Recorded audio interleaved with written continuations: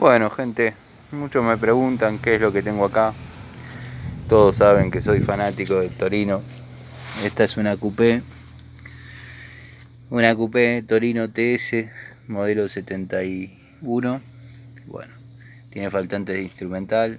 Ese lo robaron estando parada.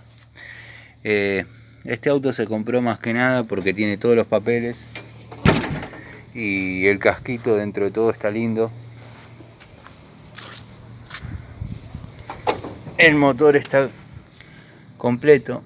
Los periféricos que faltan los tengo yo guardados porque acá, bueno, los chicos a veces se hacen unos pesos. Es una linda coupé, un lindo casquito. Y está el proyecto siempre de armar una definitivamente para mí, quedármela, pero no se da. O sea, me enamoro un año, 6 meses y después, bueno, las vendo.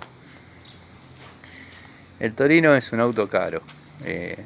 Antes, cuando yo andaba con estas coupé, si uno no tenía dónde guardarlas, salía más cara la cochera que tenerla. Andaban todos con FIA 1, Gol, 128, toda esa onda.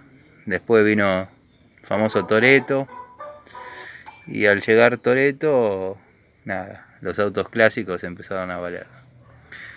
En la fines de la década del 90, en los 90, estas coupé las robaban para sacarle diferencial, caja de velocidades y carburador. El resto lo tiraban al río.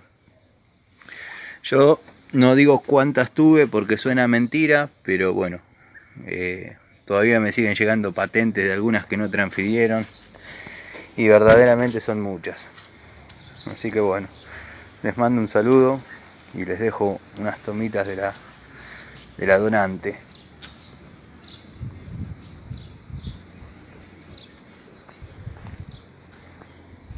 Acá les comento que la puerta cierra, lo que pasa es que hay que ponerle la cerradura y nada más.